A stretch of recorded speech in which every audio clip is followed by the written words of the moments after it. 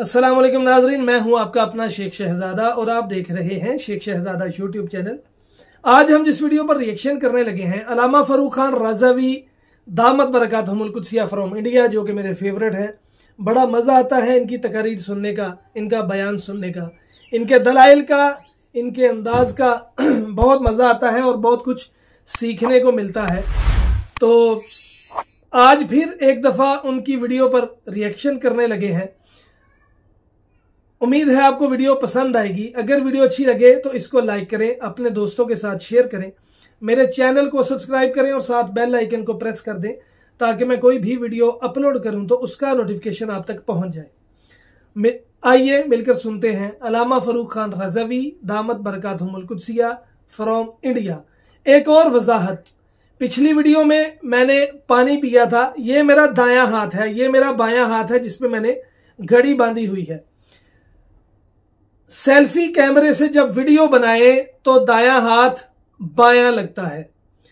मैंने जब पानी पिया था तो मैंने ऊपर एक इबारत लगाई थी कि मैं दाएं हाथ से पानी पी रहा हूं, सेल्फी कैमरे की वजह से, मोबाइल कैमरे की वजह से ये बायां लग रहा है। लेकिन फिर भी मेरी वो वीडियो के नीचे 2-3 लोगों ने कमेंट किए। वो मेरा ख्याल है कि शायद मिर्ज़ा के स्टूडेंट होंगे कि जिनको मेरी वीडियोस हजम नहीं हो रही। उन्होंने वही जाहलाना बात की, हालांकि मैंने ऊपर इबारत लगाई थी। मैं आज भी दाएं हाथ से पानी पीने लगा हूं, लेकिन आपको बायां हाथ लगेगा। आप मिर्ज़ा के पीछे लगे रहो, मिर्ज़ा के टट्टू बने रहो, हमें कोई अफसोस नहीं है। मेरा काम है सुन्नियों का ईमान बचाना और सुन्नियों का ईमान बचाने के लिए अच्छे अच्छे उलमा को लेके आना। आप मुझ पर तनकीद करें, मेरी वीडियोस पर तनकीद करें, खुलकर तनकीद करें। मेरा काम है मिर्जे को एक्सपोज करना, वो मैं करता रहूंगा। आपका बाप भी मुझे नहीं रोक सकता। तो नाजरीन, मैं एक दफा फिर दाएं हाथ से पानी पीने लगा हूं। ये बाएं हाथ में मैंने घड़ी बांधी हुई है, लेकिन मुझे पता है कि कुतूरों ने फिर बाज नहीं आना और फिर तनकीद करनी है, तो लिहाजा मैंने कहा कि मैं वजाहत कर दूं। तो आइए मिलकर सुनते हैं अल्लामा फरूक खान रज़वी दामत बरकातहुमुल कुद्सिया फ्रॉम इंडिया।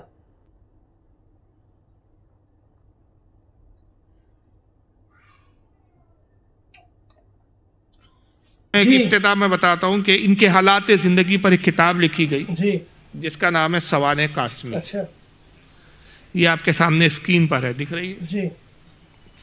जिल्द नंबर इसकी 1 है, सफ़ा 131 है। मौलाना कासिम नानातवी, जिनको दारुल उलूम देवबंद मदरसा, यूपी का मदरसा है सहारनपुर में, उस मदरसे का इनको बानी कहा जाता है। अच्छा।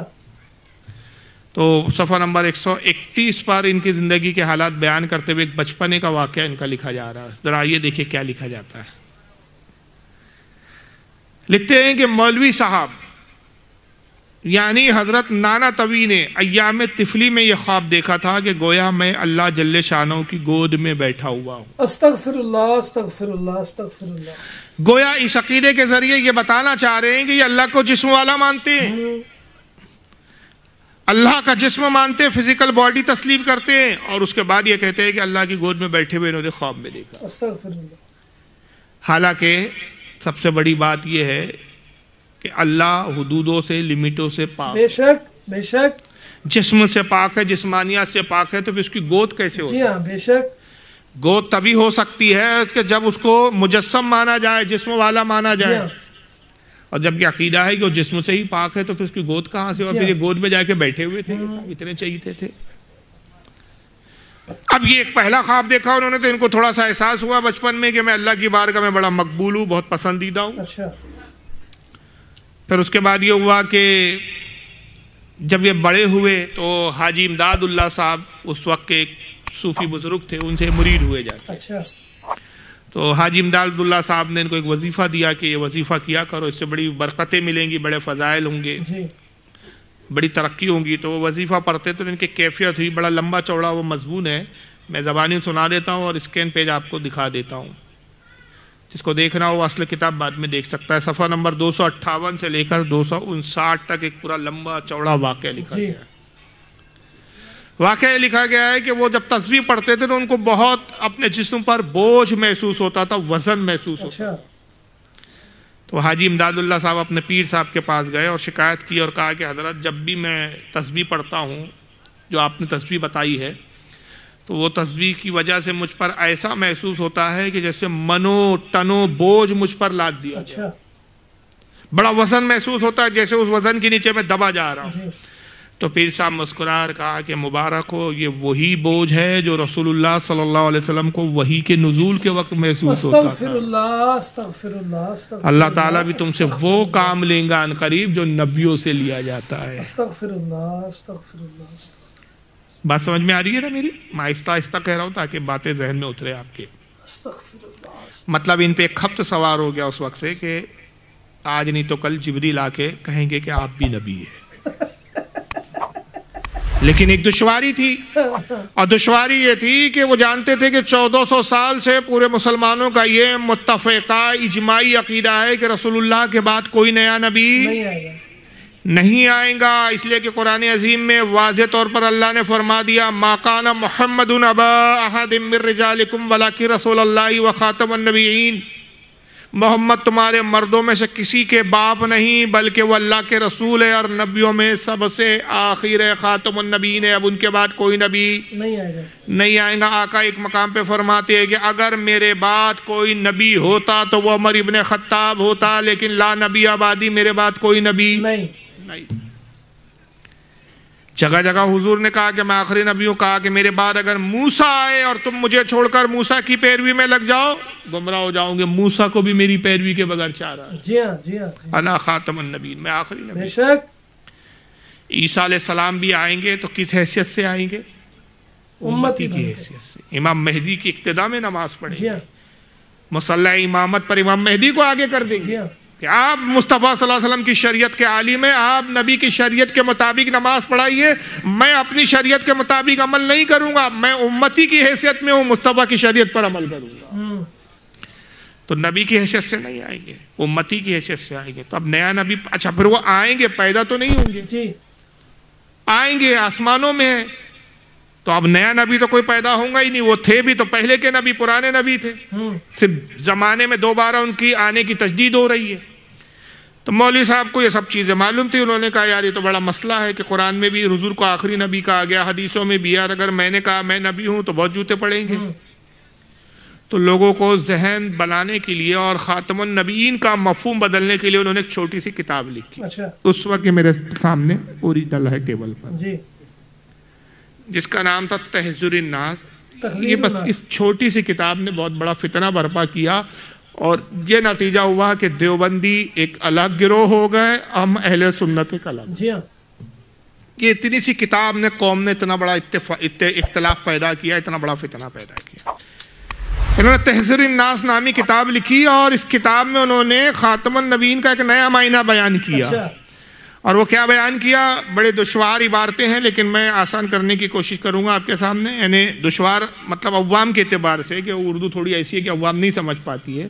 صفحہ 22، صفحہ 43 ایسے کئی صفحوں پر انہوں نے مختلف عبارات لکھی، جس میں مفہوم یہ ہے کہ یہ لکھتے ہیں کہ رسول اللہ صلی اللہ علیہ وسلم خاتم النبیین اس معنی کے اعتبار سے ہیں، اگر بالفرض آپ کے زمانے میں بھی کہیں اور کوئی نبی ہو، جب بھی آپ کا خاتم ہونا بدستور باقی رہتا ہے۔ کیوں رہتا ہے؟ میں اس کو آسان کر کے سمجھاتا ہوں، پہلے عبارتیں پڑھ لو۔ یعنی اگر بالفرض آپ کے زمانے میں یا بالفرض آپ کے بعد بھی کوئی نئی نبی فرض کیا جائے تو بھی خاتمیت محمدیہ میں فرق نہ آئے گا، کیونکہ فقر عالم صلی اللہ علیہ وسلم خاتم فقط اس معنی کر نہیں کہ آپ سب سے پچھلے زمانے کے نبی ہیں جیسے کہ عوام کا خیال ہے، بلکہ جیسے آپ خاتم زمانی ہیں ویسے ہی آپ خاتم ذاتی اور خاتم رتبی نبی تھے۔ یعنی کہہ رہے کہ رسول اللہ زمانے کے اعتبار سے آخری نبی نہیں ہے جیسے عوام سمجھتی ہے۔ عوام کیا سمجھتی ہے؟ حضور سب سے آخر میں آئے، زمانے میں سب سے آخری زمانہ ہے، اس لیے حضور خاتم النبیین ہے۔ یہ عوام کا خیال غلط ہے، بلکہ حضور کس اعتبار سے خاتم النبیین ہیں کہ جو رتبہ ہے، جو مقام ہے، اس مقام کے آپ نبی ہیں کہ وہ مقام اب کسی نبی کو نہیں ملیں گے۔ آپ رتبے کے اعتبار سے، اپنی ذات کے اعتبار سے خاتم ہے۔ حضور کے بعد اب اگر کوئی نبی آئے تو نبی ہو سکتا ہے، لیکن رسول کے رتبے کا نبی نہیں ہوگا، رسول کے برابر کا نبی نہیں ہوگا۔ نبی پاک صلی اللہ علیہ وسلم کے مقام کے برابر نبی نہیں ہوگا. یعنی انہوں نے خاتم النبین کا مفہوم ہی بدل دیا. انہوں نے کہا خاتم النبین ہونا زمانے کے اعتبار سے نہیں. اس کو یوں سمجھ لیجئے کہ اسٹیج پر حضرت مولانا پہلے آئے کہ میں آیا؟ بولیے. حضرت پہلے آیا تو حضرت کیا ہوئے؟ اول. میں بعد میں آیا تو میں کیا ہوا؟ آخر. اب میرے بعد کوئی نہیں آیا تو میں اسٹیج پر مسند پر آنے والوں میں آخر ہوں، خاتم ہوں. مطلب اب میرے بعد کوئی نہیں آیا تو زمانے کے اعتبار سے میں خاتم ہوا. تو قاسم ناتوی کہتے نہیں، فاروق رضوی صاحب خاتم اس معنی میں تھوڑی ہے کہ آخر میں آئے. فاروق صاحب اتنے بڑے عالم ہیں کہ اس لیول کا کوئی عالم ہے نہیں. فاروق صاحب کے بعد بھی کچھ عالم آئیں گے لیکن فاروق رضوی کے برابر عالم نہیں ہوں گے. اچھا. تو اس سے خاتمے پہ کوئی فرق نہیں آتا. حالانکہ رسول اللہ زمانے کے اعتبار سے ہی خاتم النبیین ہے، رتبے کے اعتبار سے بھی ہے، زمانے کی بھی اعتبار سے. تو یہ ذہن اور یہ راستہ کیوں بنایا؟ تاکہ کل اگر میں اعلان کر دوں کہ میں نبی ہوں تو لوگ مجھے نبی مان لے اور کہے کہ ہاں خاتم النبیین ہونا اس معنی میں ہے کہ حضور رتبے کے اعتبار سے خاتم النبیین ہے، حضور کے برابر کا کوئی نبی نہیں آ سکتا. یہ نبی ہے لیکن حضور سے چھوٹے درجے کے نبی ہے، مقام میں کم ہے رسول اللہ سے. اس مقصد کے تحت انہوں نے یہ تحذیر الناس لکھ لی. وجہ یہ تھی کہ تسبیح پڑھتے ہوئے ان کو بوجھ محسوس ہوتا تھا. پیر صاحب نے بتا دیا تھا کہ نبیوں والا کام لیا جائے گا. لیکن ہوا یہ کہ بولتے ہیں نا کہ آدمی کسی اور کے لیے انتظام کرتا ہے، بازی کوئی اور مار لے جاتا ہے. یہ ابھی اپنے لیے تیاری کر رہے تھے، ماحول سازگار کر رہے تھے. لوگوں کا ذہن اس کتاب کے ذریعے بنانے کا مقصد تھا کہ پنجاب کا ایک علاقہ ہے گرداسپور، وہاں پہ ایک شخص کھڑا ہوا جس کا نام تھا غلام احمد قادیانی. اچھا ٹھیک. وہ کھڑا ہوا اور اس نے کہا میں نبی ہوں. تو سارے دیوبندیوں میں ہلچل مچ گئی. کہا تو کیسے نبی ہے؟ کہا آپ ہی کے مولانا نے تو لکھا کہ حضور کے برابر کا نبی نہیں آئے گا، حضور کے زمانے کے بعد بھی نبی آ سکتا ہے. اگر بالفرض حضور کے بعد کوئی نبی پیدا ہو جائے یا نبی مانا جائے تو حضور کی تب بھی خاتمت میں فرق نہیں آتا. حضور اپنی جگہ خاتم النبیین ہے. پیدا ہو سکتا کیا ہے، آ کیا سکتا ہے؟ لیجئے میں تو آ ہی گیا ہوں، اب میں نبی ہوں. اب بازی تو کوئی اور لے گیا تھا تو بڑی بے چینی ہو گئی انصاف کو. کل ملا کے نتیجہ یہ ہوا کہ مجبور ہو کے انہوں نے غلام احمد قادیانی کو اب کافر کہنا شروع کر. اور پھر خود ہی یہ مناظرے کے چیلنج کرنے لگے اس کو کہ تو نبی ہے، چل ہم سے مناظرہ کر، ثابت کر تو کیسے نبی ہے. تو ایک مناظرے کی میں روداد آپ کو سناتا ہوں. انہی کی جماعت کے ایک مولوی صاحب ابھی مرے، 2023 میں ہی مر کر قبر میں گئے اور اب تک تو مٹی میں مل چکے ہوں گے. انہی کی بولی ہے بھائی. شکل دیکھ لیجئے آپ. طاہر غیاوی صاحب بہار کے تھے. یہ گیا کر کے علاقہ ہے بہار کا، وہاں کے رہنے والے تھے، اس لیے ان کا نام ہے طاہر غیاوی. طاہر غیاوی صاحب اس مناظرے کی روداد سنا رہے کہ غلام احمد قادیانی سے ہماری جماعت کے ایک بہت بڑے عالم جو مولانا اشرف علی تھانوی کے شاگرد تھے غالباً، مولوی عطا اللہ بخاری. اچھا. بازو میں ایک چھوٹی سی تصویر لگی ہے، شکل دیکھ لیں آپ، مولوی عطا اللہ بخاری. انہوں نے غلام احمد قادیانی سے پھر مناظرہ کیا. اب جو مناظرہ ہوا طاہر غیاوی صاحب کی زبانی سنیے. اب دیکھیے دلائل قرآن سے اپنی نبوت ثابت کرتا ہے. کہتا مبشرم برسول یاتی من بعد اسمہ احمد. اللہ کے رسول خود بشارت دیتے ہوئے آئے تھے کہ میرے بعد ایک پیغمبر آئے گا، ایک رسول آئے گا ان کے بعد جس کا نام ہوگا احمد. میں غلام احمد وہی رسول. حضرت مولانا عطا اللہ شاہ بخاری رحمۃ اللہ علیہ نے فرمایا ارے بے وقوف گدھو لذی خردماں، آیت میں تو اسمہ احمد ہے اور تیرا نام ہے غلام احمد. آنے والے کا نام احمد بتایا گیا، تو احمد نہیں تو غلام احمد ہے. تو قادیانی صاحب بولنے لگے کہ دیکھیے حضور اصل نام ہمارا تو صرف احمد ہے، وہ تو ماں باپ نے غلام بڑھا دیا. میرا پیور خالص نام تو صرف احمد ہی ہے. ماں باپ کی غلطی سے غلام بڑھ گیا، اس لیے اس غلطی کو چھوڑیے، جو خالص نام ہے وہ تو احمد ہی ہے. مولانا عطا اللہ شاہ بخاری رحمۃ اللہ علیہ نے فرمایا کہ اچھا میں تو سمجھ رہا تھا کہ ایسا حادثہ میرے ہی ساتھ ہوا ہے، لیکن آپ کے ساتھ بھی ایسے ہی حادثہ ہو گیا. میرا بھی نام صرف اللہ تھا، یہ تو ماں باپ نے غلطی سے اس کی پہلے عطا لگا دیا تو عطا اللہ ہو گیا. میں سمجھ رہا تھا کہ تنہا ہوا ہے، لیکن عجیب اتفاق ہے کہ آپ کے ساتھ بھی یہی واقعہ ہو گیا۔ آپ کا نام احمد تھا، غلام آپ کے ماں باپ نے بڑھا دیا، میرا نام اللہ تھا، عطا میرے ماں باپ نے بڑھا دیا، چلیے آپ کی صحیح میں بھی صحیح، چلیے آپ کی صحیح میں بھی صحیح، لیکن سوال پیدا ہوتا ہے جب میں اللہ ہوں تو نبی تو میں نے بنایا نہیں آپ کو، نبی نہیں بات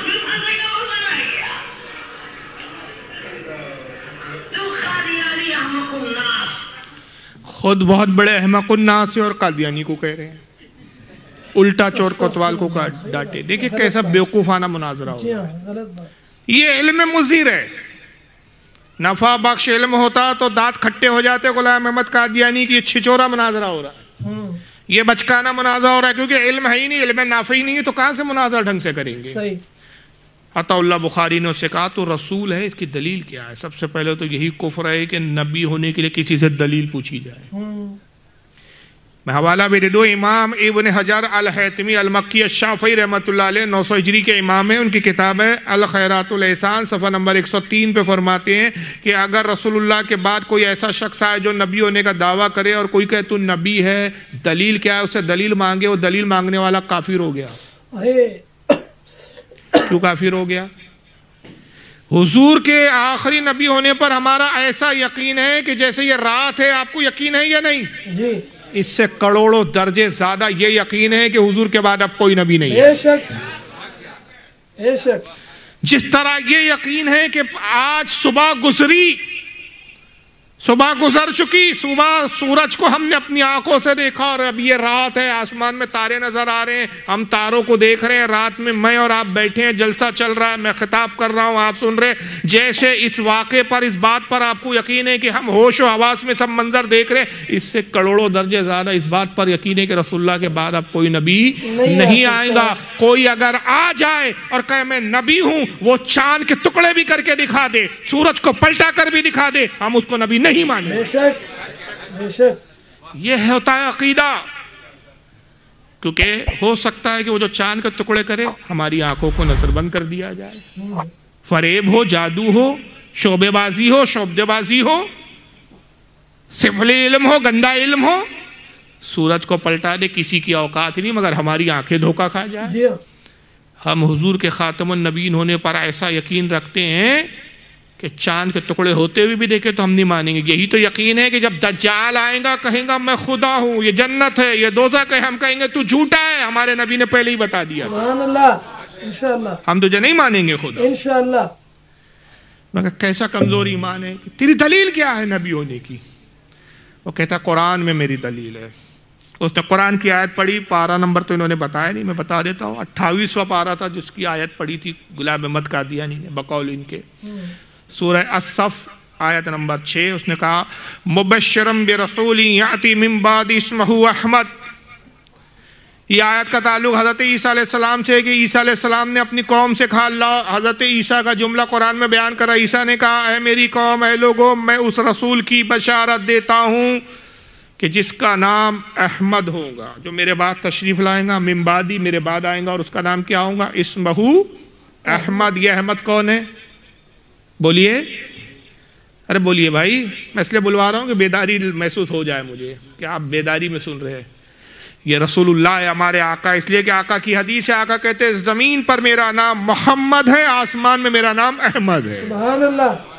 احمد بھی حضوری ہے، محمد بھی حضوری۔ بے شک۔ عیسیٰ علیہ السلام نے ہمارے پیغمبر کی بشارت دی، غلام احمد قادری نے کہا کہ وہ جو قرآن میں ہے نا، میرے بعد ایک نبی آئے گا جس کا نام احمد ہوگا، وہ احمد میں ہی ہوں۔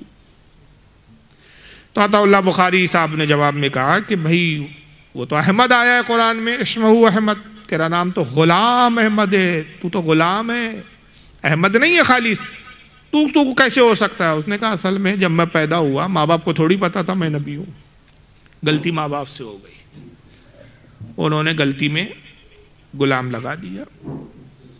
تو عطا اللہ بخاری نے کہا اچھا ہم سمجھے یہ حادثہ ہمارے ہی ساتھ ہوا ہے، آج پتہ چلا آپ کے بھی ساتھ ایسا حادثہ ہو گیا۔ اچھا، میرا نام اللہ ہے، استغفر اللہ، ماں باپ کو پتہ نہیں تھا اللہ ہے، استغفر اللہ، تو عطا لگا دیا تو عطا اللہ ہو گیا۔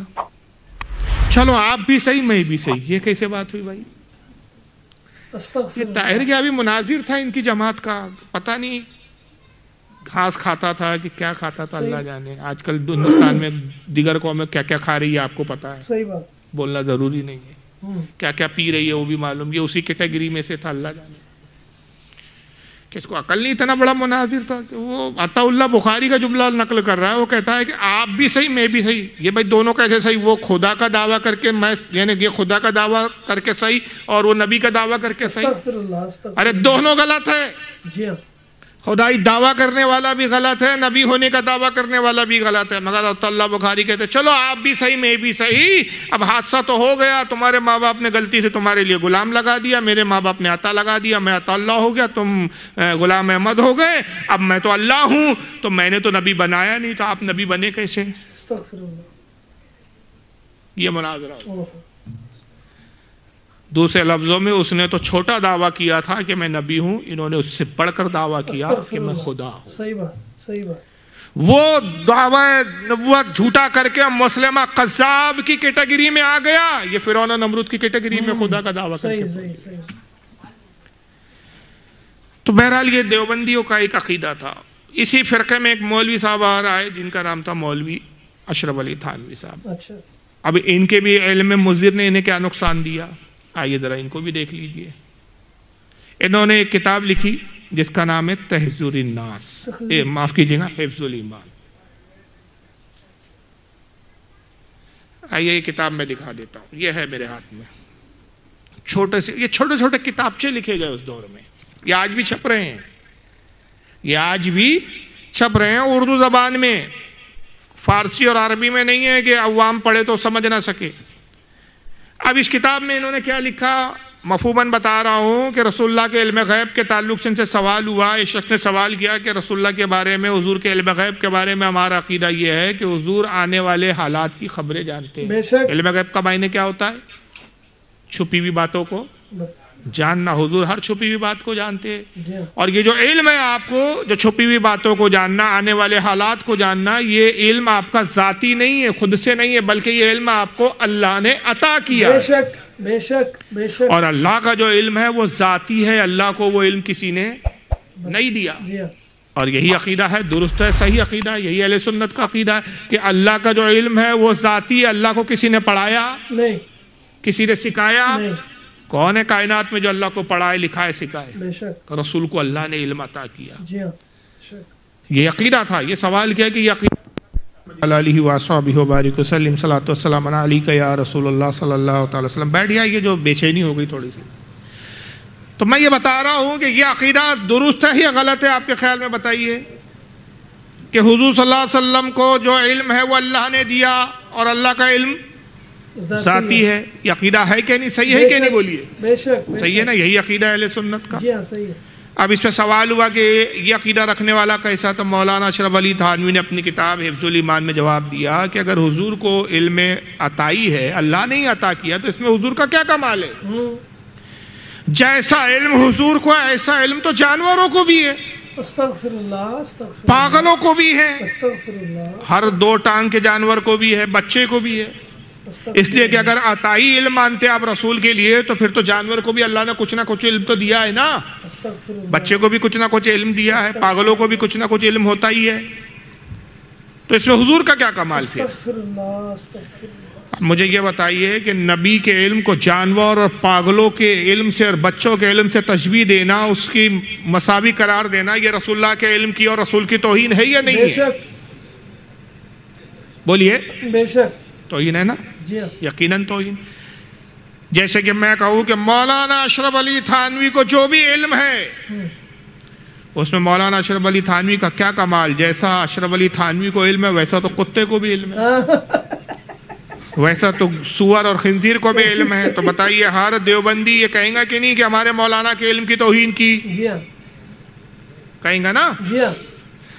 تو جب جو جملے اگر تھوڑے سے بدل دیے جائیں اور وہ رسول کی جگہ مولانا اشرف علی تھانوی کا نام لے لیا جائے، تو آپ کہتے ہیں توہین ہو گئی، اور یہی بات جب آپ رسول کے لیے کہتے تو پھر رسول کے لیے توہین کیوں نہیں ہوئی؟ یقیناً اسی بنیادوں پر، انہی کتابوں کی بنیاد پر ہمارے علماء اہل سنت میں، اور جس میں خاص طور سے اس وقت جو قیادت کر رہے تھے ان تمام علماء کی، وہ تھے امام احمد رضا محدث بریلوی رضی اللہ تعالیٰ عنہ. انہوں نے کفر کے فتوے لگائے ان پر.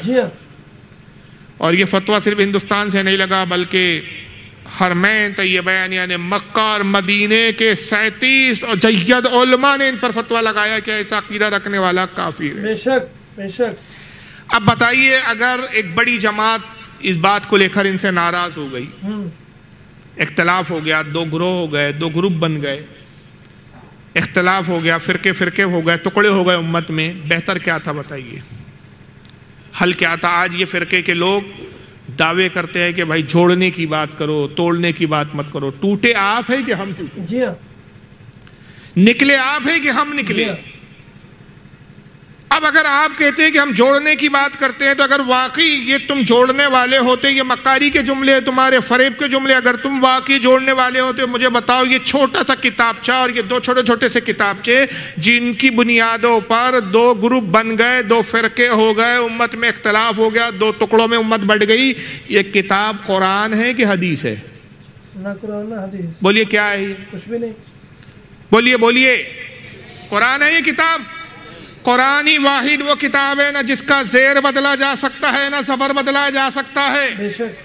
وہ اللہ کا کلام ہے. یہ تو تمہارا اپنا کلام تھا, تمہاری اپنی تحریر تھی, تمہاری اپنی بولی تھی. اگر واقعی تم سچے تھے, تم امت میں اختلاف نہیں چاہتے تھے, تم محبت کرنے والی باتیں کرتے ہو, تو تم کیا کہتے کہ چلو ٹھیک ہے, اسی ایک کتاب پر ہمارے پورے عقیدے کی بنیاد نہیں ہے, اسی ایک کتاب کی بنیاد پہ پورا اسلام نہیں ٹکا ہوا. یہ کوئی کتاب جو ہے نہ قرآن ہے نہ حدیث ہے نہ قرآن کی کوئی آیت ہے کہ جس کا زیر و زبر نہ بدلا جائے, یہ ہماری اپنی کتاب ہے. اگر ایک جماعت, ایک طبقہ, ایک بڑی تعداد میں لوگ ہم سے اختلاف کر کے الگ ہوتے ہیں اور ہم کو کافر قرار دیتے ہیں, لیجیے ہم اس کتاب کو چھاپنا بند کرتے ہیں اور اس عقیدے سے توبہ کر کے کلمہ پڑھ کے ہم آپ سے گلے مل لیتے ہیں. بے شک بے شک, صحیح بات.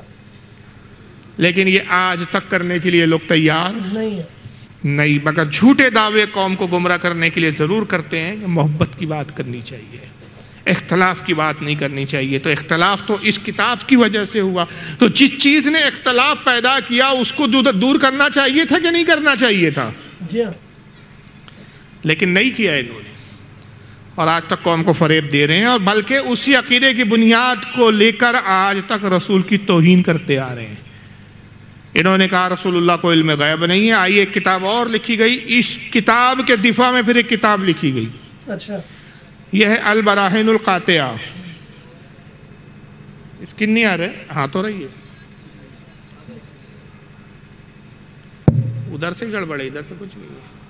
القاطعہ, اس میں کیا لکھا گیا دیکھیے. اب اسی بات کو نبھایا گیا. مولوی خلیل احمد امبیٹوی اسی جماعت کے مولانا ہے, انہوں نے لکھا اس کتاب کو. تو ایک کمزور حدیث, جھوٹی حدیث کو, اور ایک بہت بڑی ذات اور شخصیت ہے آج سے 550 سال پہلے کی, جن کا نام شیخ عبدالحق محدث دہلوی, ان کی طرف منسوب کر کے ایک جھوٹی روایت لکھی گئی جو کہ انہوں نے لکھا ہی نہیں. اور لکھا کیا گیا کہ فقر عالم علیہ السلام فرماتے واللہ لا ادری ما یفعلوا بی ولا بکم. ترجمہ یہ ہوتا ہے کہ رسول اللہ فرماتے کہ میں نہیں جانتا کہ میرے ساتھ کیا ہوں گا اور تمہارے ساتھ کیا ہوں گا. الحدیث. پھر کہتے ہیں شیخ عبدالحق روایت کرتے ہیں کہ مجھ کو دیوار کے پیچھے کا بھی علم نہیں. یعنی علم غیب تو بہت بڑی بات ہے, چھپی ہوئی باتوں کو جاننا تو بہت دور کی بات ہے, آنے والے زمانوں کی خبریں دینا تو بہت دور کی بات ہے. رسول اللہ نے تو یہ تک فرما دیا ہے کہ مجھے دیوار کے پیچھے کا بھی علم نہیں, اس دیوار کے پیچھے کا میں بھی نہیں جانتا ہوں. اور یہ کہا کس نے, نام کس کی طرف منسوب کیا؟ شیخ عبدالحق محدث دہلوی رحمۃ اللہ علیہ. حالانکہ وہی شیخ عبدالحق محدث دہلوی خود کیا کہتے ہیں, ان کی کتاب ہے مدارج النبوت, اس وقت ٹیبل پہ بھی رکھی ہوئی ہے میرے پاس, فارسی زبان میں ہے, اس کی جلد نمبر 1 ہے, صفحہ نمبر 7 ہے. آئیے مدارج النبوت میں خود شیخ عبدالحق کیا کہتے ہیں, وہی شیخ عبدالحق جن کے نام سے لکھ رہے ہیں یہ جناب. وہ کہتے ہیں ایجا اشکال می ارین کے در بازی روایات آمدہ است کے گفت حضرت صلی اللہ علیہ وسلم کے من بندہ. کہتے ہیں بعض روایتوں میں یہ بیان کیا گیا ہے, بعض روایتوں میں یہ آیا کہ اللہ کے رسول صلی اللہ تعالی وسلم نے ارشاد فرمایا من بندہ, میں ایک اللہ کا بندہ ہوں, نمی دانم آچے در پس ای دیوار است, میں نہیں جانتا کہ اس دیوار کے پیچھے کیا ہے.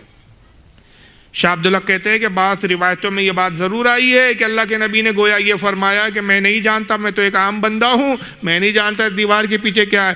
جوابش آنس کے ای سکن اصلی نہ دارات، کہتے ہیں اس بات کا جواب یہ ہے کہ یہ روایت ثابت نہیں، یہ روایت جھوٹی ہے، وہ روایت بدا صحیح نشیدہ است، یہ روایت ہرگز صحیح نہیں، من گھڑت جھوٹی روایت ہے۔ شاہ عبداللہ جس روایت کو جھوٹی قرار دے رہے، یہ شاہ عبداللہ کی نام سے گڑھ کے شاہ عبداللہ کو ہی ڈال دے رہے۔ صحیح ہے۔ جیسے کہ میں ابھی یہ کہوں مثال کے طور پہ کہ بھائی یہ رات ہے ابھی، یہ میں صحیح کہہ رہا ہوں، اب کل کوئی میرا دشمن میرے خلاف کیا کہے کہ فاروق صاحب پاگل ہو گئے ہیں، اندھیری رات تھی، تاریک رات تھی، اور کہہ رہے تھے کہ کتنی روشنی ہے، کتنا اچھا دن نکلا ہوا ہے۔ بھائی میں نے تو رات ہی کہا تھا، دن تو کہا نہیں تھا۔ لیکن یہاں تک کہ اب یہ بات کو آج تک ان کے مولوی ڈھورے، یہ مولوی صاحب کو سنیے آپ۔ جی تو ناظرین، امید ہے آپ کو ویڈیو پسند آئی ہوگی۔ اگر ویڈیو اچھی لگی ہے تو اس کو لائک کریں، اپنے دوستوں کے ساتھ شیئر کریں، میرے چینل کو سبسکرائب کریں اور ساتھ بیل آئیکن کو پریس کر دیں تاکہ میں کوئی بھی ویڈیو اپلوڈ کروں تو اس کا نوٹیفیکیشن آپ تک پہنچ جائے۔ ملتے ہیں ایک نئی ویڈیو میں۔ فی امان اللہ۔ السلام علیکم ورحمۃ اللہ وبرکاتہ۔